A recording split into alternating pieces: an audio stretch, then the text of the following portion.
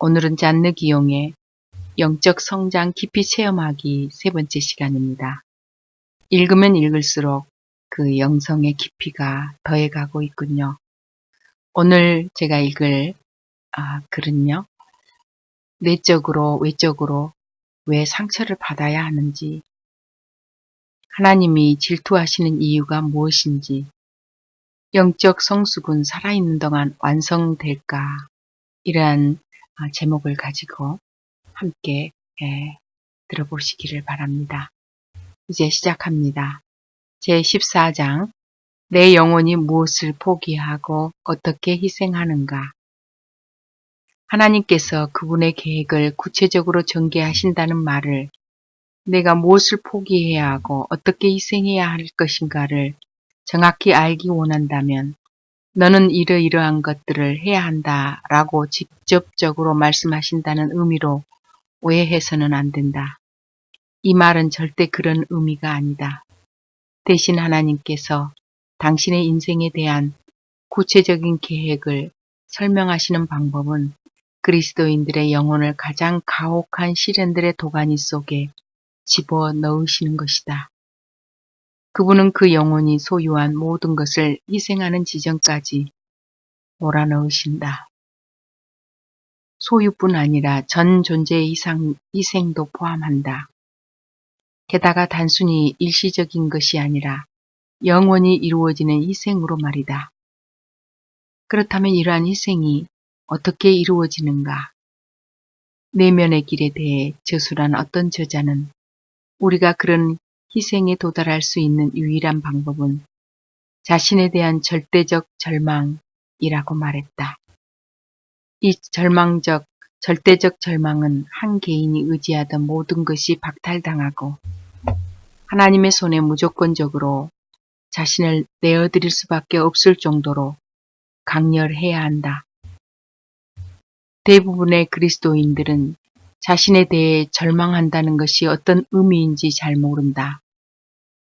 그 절망의 완전한 극한, 그래서 자신의 진정한 모습을 정확히 있는 그대로 알게 되는 모든 절망 중의 절망을 경험한 그리스도인은 극히 드물다.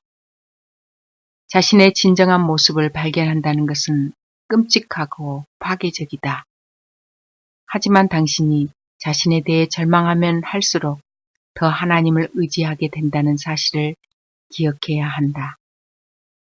물론 당신이 주님을 더 의지하게 되었다는 사실을 항상 인식하는 것은 아니다. 하지만 그런 자신의 모습을 발견하든 그렇지 않든 당신이 자신에 대한 확실성에서 멀어질수록 눈에 보이는 것을 의지하는 믿음에서 멀어질 것이고 하나님에 대한 온전한 믿음 속으로 더 깊이 들어갈 것이다. 이런 믿음은 당신이 의지하던 모든 것을 빼앗길 때 이루어진다. 하나님께서 그리스도인들에게서 무엇인가를 박탈하실 때마다 성도들은 자신을 희생한다. 그러나 모든 희생 중 최종적 희생은 자발적인 마음으로 하나님께 순종하는 순결한 희생이다.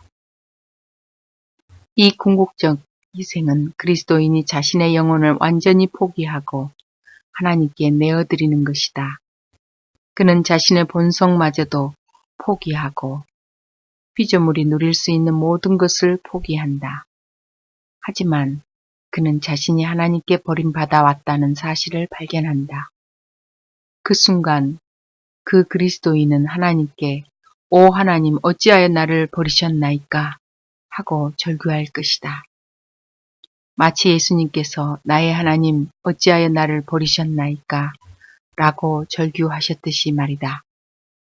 그러나 곧 이어 주님께서 당신의 손에 내 영혼을 의탁하나이다 라고 온전하고 절대적인 희생의 말씀을 하셨듯이 그 그리스도인도 자아에 대한 일체의 권리도 포기한 채 그분께 자신을 내어드릴 때 순결한 희생이 완성됩니다. 이것이 실제로 마지막 희생이다. 다 이루었다는 예수님의 마지막 부르짖음은 바로 십자가의 완성을 선언하는 것이다. 모든 어려움은 우리가 반항하기 때문에 생겨난다. 그리고 우리의 반항은 자신을 사랑하는 애착에서 비롯된다. 현재 자신이 당하고 있는 고난에 대해 자신을 괴롭힐수록 그 고난은 더 예리하게 자신을 찌른다. 그러나 자신을 고난에 내어 맡기고 주님이 달리셨던 그 십자가에 당신도 저항하지 않고 매달린다면 고난은 당신을 위해 효과적으로 사용될 것이다. 다음과 같은 미성숙한 생각은 하지 말았으면 한다. 나는 그분의 뜻을 끊임없이 따를 것이며 항상 고난을 수용할 것이다. 그러면 그분께서 나를 그렇게 가혹하게 다룰 필요가 없다는 것을 아시게 될 것이다. 하지만 그런 사람은 절대 없다. 그럴 가능성도 결코 없을 것이며 앞으로도 마찬가지다. 자아는 우리 모든 인간 속에 거대하게 자리 잡고 있다. 우리 눈앞에 드러나는 우리의 본성은 진정 충격적이다. 우리는 모두 믿기 어려운, 거의 감당하기 어려운 고난을 알아야 한다. 당신은 그 고난 가운데 당신의 연약함을 신속하고 적절하게 다룰 수 없다. 수용할 줄 안다고 생각한다면 당신의 교만이 저절로 드러나고 당신의 오만함이 달로 날 뿐이다. 영혼은 장애물들을 제거해 본 후에야 비로소 그 장애물에 대해 제대로 알 수 있다. 제15장 십자가의 요구를 어떻게 사랑으로 받아들이는가. 아가서 5장에서 영혼이 감당할 두 종류의 저항을 엿볼 수 있다. 신랑의 목소리가 그의 배우자를 부른다. 문 열어다고 내 머리에는 이슬이 내 머리털에는 밤이슬이 가득하였다 하는구나.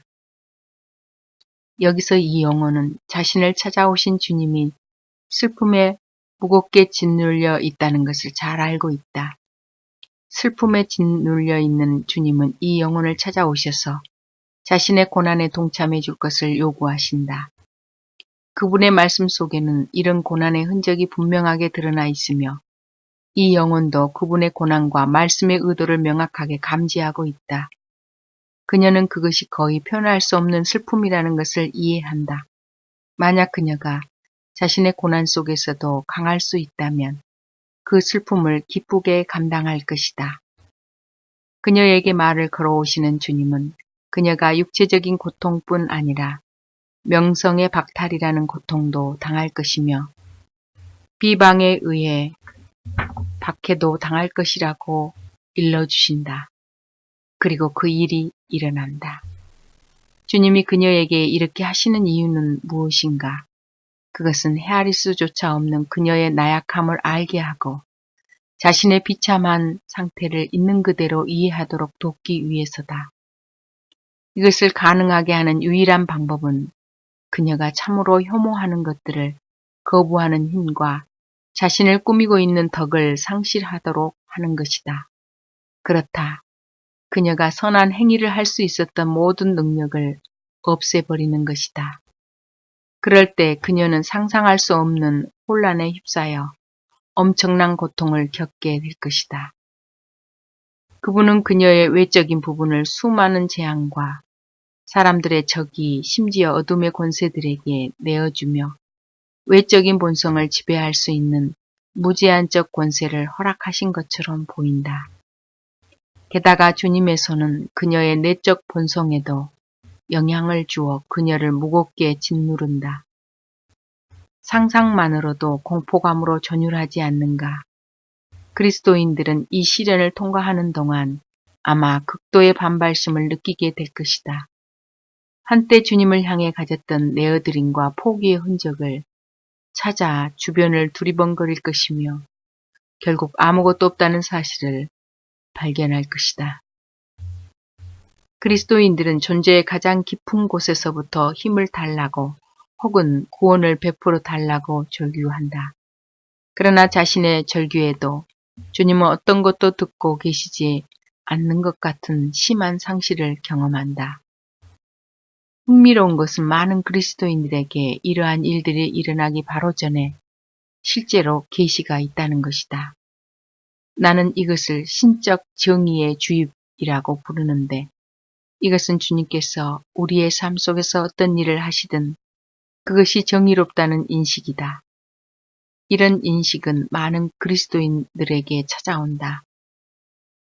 그리스도인들은 그것이 어둠의 권세의 공격인지 혹은 단순히 그 자신의 자연적 약점이 노출된 것인지 알 수 없지만 조만간 그에게 닥칠 모든 일이 정당하다는 것을 깨닫게 된다. 그는 정확히 분석해낼 수는 없지만 무엇인가에 대비해 준비되고 있다. 지금은 고난의 결과가 어떻게 될지 예상조차 할 수 없는 상태지만 주저하지 않고 자기 앞에 다가올 이 일을 맞을 준비를 하고 있는 것이다. 그는 조만간 주님께서 무슨 일을 하시든 수용하고 받아들일 수 있는 능력을 받게 된다. 그렇다고 해서 이것이 그의 생존을 보장하는 것은 아니다. 그것은 하나님께서 모든 능력과 주권적 뜻을 가지고 그분이 하고자 하신 일을 무엇이든 하실 수 있도록 그가 무제한적으로 수용하겠다는 보장일 뿐이기 때문이다.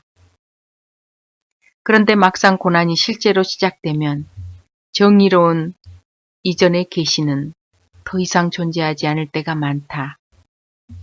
그러나 어떤 경우에는 이 모든 고난의 심연 속에서 신성한 정의에 대한 의식, 이해, 심지어 주님의 공의를 사랑하는 마음까지 회복하기도 한다. 그런 일이 일어날 때 그리스도인의 영혼은 도무지 자제할 수 없는 상태에 이르게 된다. 그럴 때 이 성도는 다시 한번 주의 제단에서 자신의 희생 제사를 드리기 시작할 것이다. 그러나 광풍이 분노의 정점에 도달할 때 헌신하려던 생각들이 다시 한번 사그라들 것이라는 사실을 명심하라. 주님께 헌신하려는 마음이 사라져 버린다는 것이다. 그리스도인은 희생과 정의에 대한 사랑을 망각하게 된다.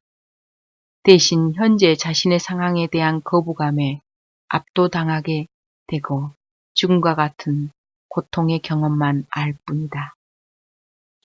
그리스도인들이 시련에 내던져지기 전에 계시를 받는 것과 비슷하게 그들에게 일어날 수 있는 일이 또 하나 있다.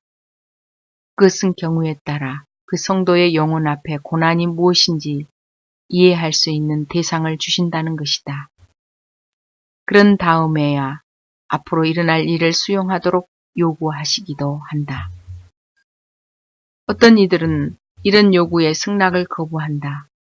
이들은 하나님께서 미리 알려주신 희생에 자연스럽게 굴복할 능력이 없기 때문에 그분의 요구를 철저히 거부한다. 또 어떤 이들은 그러한 희생을 포기하기까지 며칠이 걸릴 수도 있다. 어떤 경우든 그들 앞에 놓인 시련을 받아들이는 것에 대한 반발이 격렬한 고통을 동반한 채 일어난다. 특히 이전에 수용적이고 순종적이었던 그리스도인들에게는 더욱 반발이 두드러진다. 어쩌면 그 성도는 과거에 자신이 하나님께 충성스러웠기 때문에 그의 내면에 은밀하게 형성되어 온 교만을 하나님께서 폭로하고 계신다는 사실을 직감적으로 느끼는지도 모른다. 그런 사람은 하나님의 요구가 아무리 엄격하다 해도 하나님께로부터 오는 것을 한 번도 거부한 적이 없다고 강조한다. 하지만 십자가와 고난과 이기적 본성에 대해 깊이 이해하고 있다고 생각하는 성도의 반발은 앞으로 닥칠 처절한 번제를 실제로 받아들이지 못하는 상태에 이른다. 주님은 우리가 그 희생과 십자가에 반발하는 것까지도 허용하신다. 그분은 우리가 반발하는 이유까지도 모두 알고 계시기 때문이다. 아가서의 여인도 피로 범벅이 되고 엄청난 비탄에 잠겨있던 신랑을 받아들이기까지 반발하는 마음이 있었던 것이 사실이다. 그러나 그리스도인은 장시간 동안 반발하지 않으며 또한 그렇게 해서도 안 된다. 물론 반발은 필요하다. 심지어 우리는 그것이 유익하다고 말할 수도 있다. 그러나 반발은 그리스도인들에게 자신의 연약함을 깨닫게 해주고 자신이 그토록 원했던 용기 있는 모습과 실제 자신의 모습이 얼마나 동떨어져 있는지 확인시켜주는 역할을 할 뿐이다. 그녀가 경험한 이 사랑의 고난은 우리 모두에게도 해당된다. 단지 우리의 생활 속에서 그러한 일들이 일어나고 있지 않다고 해서 우리가 큰 은혜를 받았다고 생각한다면 스스로 우롱하는 것이다. 아가서의 젊은 처녀는 이제 막 주님과 주고받는 친밀한 사랑에 눈떴고 신비롭고 순수한 경험을 맛보게 되었다.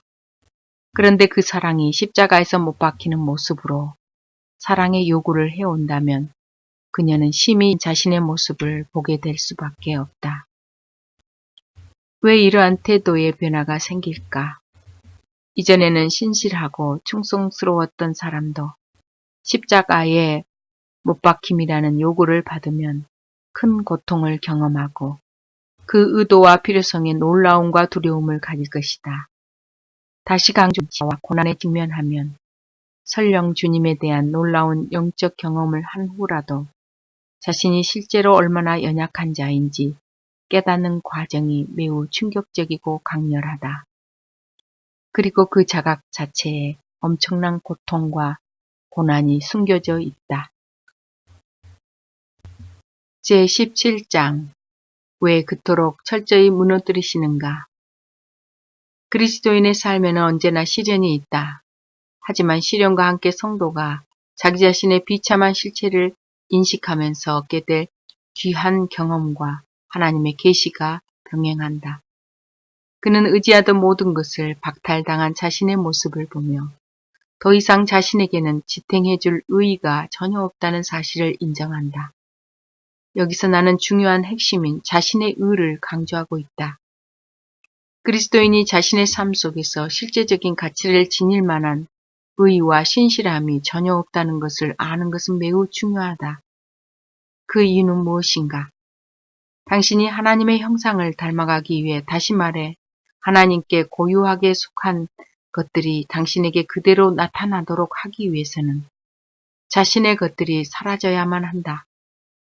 그리스도인들은 모든 의의가 오직 하나님께만 속해 있으며 그분 이외에는 어떤 것도 의롭지 않다고 고백하는 순간이 반드시 찾아와야 한다. 자신에 대한 인식이 불가능할 정도로 약해져서 의지할 것이 아무것도 남아있지 않고 오직 하나님의 의만 바라볼 수밖에 없는 그 지점에 이르러야 한다.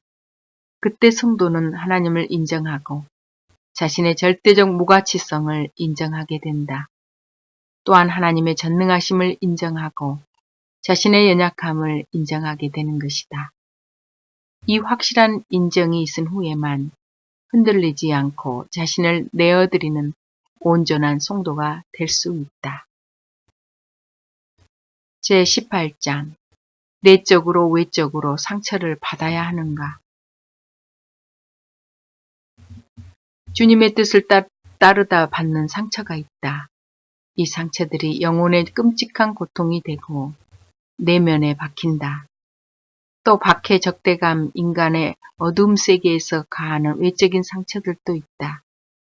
상처로 인한 쓰라림에도 불구하고 내면과 외면의 상처는 반드시 겪어야 한다. 우리는 주님의 임재를 전혀 느낄 수 없는 영혼의 어두운 밤을 알고 있다.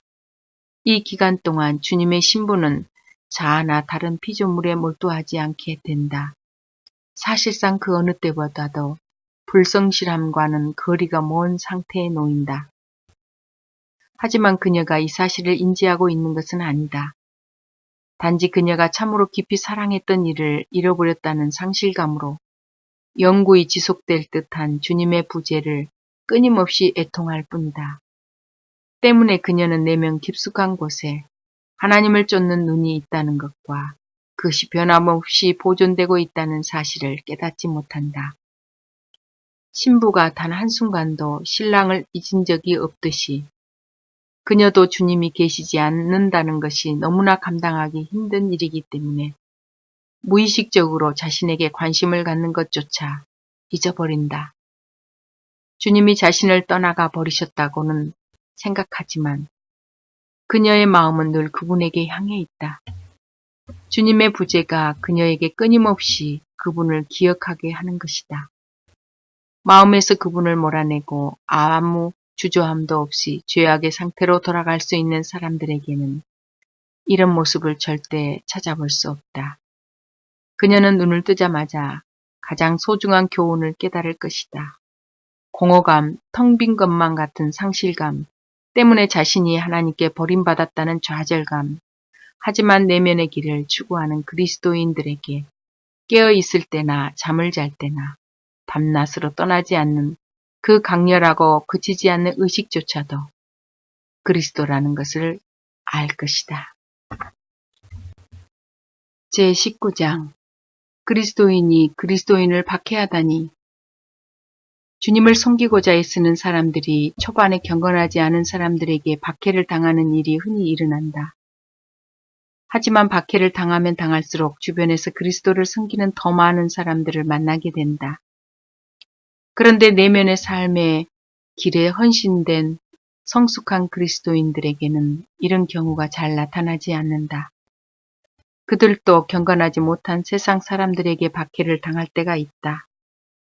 하지만 그들은 평범하게 살아가는 사람들에게도 박해를 받고 심지어는 경건하고 함께 종교 생활을 하고 있지만 내적인 삶을 추구하지 않는 사람들에게도 심한 박해를 받는다. 오히려 종교적인 열심을 가진 사람들 중에 어떤 사명감을 가지고 박해하는 이들도 있다. 우리 시대와 우리보다 먼 옛날에도 이런 일은 있었고 어쩌면 앞으로도 변하지 않을 거라고 생각한다. 사람들은 자신이 걸어가고 있는 길 외에는 어떤 길도 옳다고 인정하려고 하지 않기 때문이다. 그러나 내면적 삶을 추구하는 그리스도인들이 받는 가장 맹렬한 공격은 하나님에 대한 헌신을 가장한 거짓 헌신의 소유자들인 위선적 그리스도인들로부터 온다. 이 위선적 그리스도인들의 내면에는 거짓된 인격, 악과 이선이 존재한다. 내적인 삶을 추구하는 그리스도인은 이것을 인식한다. 어떤 면에서는 그것을 인식하는 모습이 내면의 길을 반대하는 자들에게 적개심을 불러 일으키기도 한다. 그것은 거의 천사들과 마귀들의 싸움을 방불케 한다. 제20장 하나님이 질투하시는 이유는 무엇일까? 하나님은 질투하시는 분이시다. 하나님이 질투하시는 이유는 무엇일까? 무엇보다 아무 주저함이나 거리낌 없이 그분에게 온전히 헌신하는 그리스도인들이 너무 소수이기 때문이다. 그들이 너무나 소수라서 그분은 도무지 경쟁자를 허용하실 수가 없다. 주님은 마음이 나는 영혼을 기뻐하지 않으신다. 전적으로 하나님께만 헌신한 자들을 사랑하신다. 그런 자들만 자신의 특별한 소유로 인정하시며 그들에 대한 모든 권리를 행사하신다. 물론 그 경우에도 그들의 자유의지를 침해하시지는 않는다. 무엇보다도 그들의 헌신과 포기는 공개적이고 진심에서 우러나온 것이며 절대적인 자발성에 의한 것이기 때문이다. 그럼에도 불구하고 하나님은 질투하신다. 그분은 그들 안에 있는 결함을 참으실 수가 없다. 주님이 선택하신 자들이며 가슴속 가장 깊은 곳에 품고 계시는 자들이기 때문이다. 종종 그들의 진가를 인정할 줄 모르는 세상의 호기심 어린 시선이 그들에게 닿는 것을 허용하시지 않는다. 그들은 주님 안에 깊숙이 감추어진 보배로운 존재들이다. 제21장 인간의 자유의지를 어떻게 이끄시는가? 하나님은 그리스도인들과 끊임없이 화해를 시도하신다. 삶의 모든 순간마다 하나님은 당신뿐만 아니라 모든 사람들에게 무한한 사랑과 자비를 부어주신다. 그분은 소통하시는 분이기에 자신의 선물을 받기 원하는 모든 사람에게 반드시 자신을 전달하신다. 하늘 아래에 있는 모든 것 위에 이슬이 내려앉듯 끊임없이 자신을 전달하고 계신다. 그러나 하나님은 인간을 자유자로 창조하셨다. 인간은 하나님께 자신의 문을 닫아두고 열어주지 않을 자유의지가 있다. 심지어 하늘에서 내리는 이슬에 젖지 않도록 피할 힘도 있다. 하나님께 등을 돌릴 수도 있고 주님의 길에 쉬지 않고 방해물을 가져다 놓을 수도 있다. 하나님을 막지만 않는다면 당연히 그분의 자비하심의 이슬이 그를 찾아오는데도 말이다. 인간이 의도적으로 하나님께 문을 닫아 걸지만 않는다면 하나님을 만날 수 있다. 인간이 쳐놓은 장벽들을 조금씩 제거하기 시작한다면 과연 어떤 결과가 나타날까? 사람은 그대로 놓아두면 주님 쪽으로 향하게 되어 있다. 쉼없는 그분의 사랑이 사람들의 마음 위로 비처럼 쏟아져 내릴 때 주님을 향해 얼굴을 돌리지 않을 사람은 아무도 없다. 마음이 돌아오고 조금씩 열리는 즉시 은혜의 이슬은 그 마음 속으로 부드럽게 스며들어간다.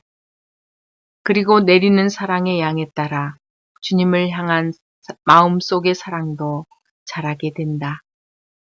그 사람이 하나님을 향해 마음을 더 넓게 열수록 내리는 이슬의 양도 더 풍성해진다. 당신이 꼭 기억해야 할 것이 있는데 사랑은 스스로 자신의 길을 준비한다는 것이다. 주님 자신을 제외하면 그 누구도 주님의 길을 예비할 자가 없다. 그분은 당신의 마음을 준비시키시고 당신의 마음을 풍성함에서 풍성함으로 인도하신다. 그분은 넓히시는 분이시다. 그리고 넓히신 후에는 그것을 채우시는 분이다. 주님은 비어있는 마음을 극도로 싫어하신다. 주님께서 때로 사람들의 영혼을 공허함과 벌거벗음의 상태로 몰아넣으시는 것처럼 느껴지는 것도 사실이지만 그러한 황폐함은 외적인 것일 뿐이다. 그것은 단지 황폐함이라는 외양에 불과할 뿐 분명한 것은 그 순간에 하나님께서 당신의 삶에서 하나님이 아닌 모든 것을 몰아내신다는 것이다. 하지만 하나님이 사랑이신 것처럼 인간의 영혼 속에 그분 자신만을 허용하실 수 있다는 사실을 기억해야 한다. 한 영혼 안에 있는 주님 외의 모든 것은 하나님께는 견디기 어려운 것들이므로 반드시 제거되어야 한다.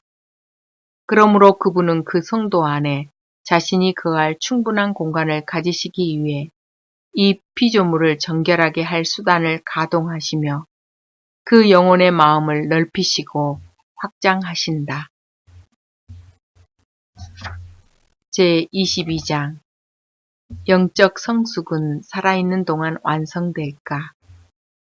내적인 성숙의 길에 대해 말하는 대부분의 사람들은 그것이 천국에서 완성될 것이라고 주장한다.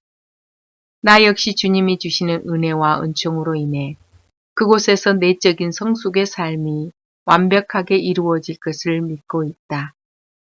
또한 천국에서 모든 성장과 장점의 완성, 지금 우리 내면 깊숙이 자리한 진리에 대한 열매와 보상과 밝고 구김없는 향유를 보게 될 것이라 확신한다. 그러나 내적인 삶 그 자체만을 두고 이야기한다면 우리가 지금 살고 있는 이 땅에서 그리고 매일의 삶 속에서 완벽한 분량으로 이루어질 것이라고 감히 말하고 싶다. 내적인 성숙의 최종적인 완성까지도 말이다. 무엇보다도 내면적 삶은 여기 이 땅에서 시작된다.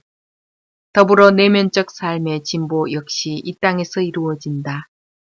쉬지 않고 계속 하나님을 추구하려는 갈망과 굶주림은 오늘을 살아가는 우리들이 바로 이 땅에서 갖는 마음이다. 뿐만 아니라 내면적 삶의 종착지 역시 이 땅이다. 나는 여기서 안식의 상태와 주권적인 선 안에서 누리는 만족의 상태에 대해 말하고 있다. 하나님 안에서 누리는 안식의 상태는 모든 영혼이 하나님을 알기를 추구하는 처음 순간부터 소망하던 목표였다. 현재의 삶에서 내면적 삶의 완성인 성숙이 이루어진다고 해서 이것이 천국에서 계속될 하나님 안에서의 진보를 가로막는다고 생각한다면 오해다. 이 성숙의 상태가 이 땅에서 완성될 수 있지만 당연히 그것은 하나님의 완전케 하시는 손길과의 관계 속에서만 진정한 완성이 된다. 이 문제가 내게 어떤 식으로 다가오는지 우리 몸을 예로 들어 설명하고자 한다. 우리는 몸에 필요한 모든 지체를 가지고 있을 때 몸이 완전하다고 표현한다. 우리 주변에는 다리를 절거나 눈에 보이지 않는다는 거나 하는 신체적 결함을 가진 사람들이 있다. 그들은 한두 개의 지체의 결함 외에는 몸에 필요한 다른 모든 지체를 가지고 있다. 그럼에도 한두 개의 그 부자유한 지체를 보며 그들을 온전하지 않다고 생각한다. 차이가 존재하는 것이다. 우리는 성숙하고 모든 면에서 균형이 잡힌 인체, 그래서 모든 지체들이 온전하게 사용될 수 있는 몸을 원한다. 하지만 이러한 성숙 외에도 또 다른 형태와 아름다움이 존재한다. 그것이 무엇일까? 몸의 지체들이 완전하고 성숙할 뿐 아니라 각각의 지체들이 성숙하고 조화롭고 완벽한 형태를 갖춘 몸과의 관계에서 온전한 비율과 색상과 조화를 갖출 때 그 몸은 아름다운 것이다. 아름다움과 조화와 비례를 찾아볼 수 있을 때 우리는 각 지체나 전체적인 하나의 몸으로서 인체가 완전하고 성숙하다고 생각한다. 그래서 나는 온전하게 성숙된 내면적 삶을 이와 동일한 방식으로 바라본다. 물론 유한성이 불멸을 덧입고 몸도 하나의 영적인 실제가 되는 천국에서는 우리의 내면도 완전히 다른 완전함을 향유하게 될 것이다. 그럼에도 불구하고 여기 이 땅에서 이루어지는 성숙, 각 지체가 완전하고 온전하며 성숙하고 모든 지체가 나머지 지체들과 조화를 이루는 것, 그렇게 함으로 성장과 비례와 아름다움과 조화에 있어 완벽하게 성숙된 통합체를 이루는 성숙이 가능하다고 보는 것이다.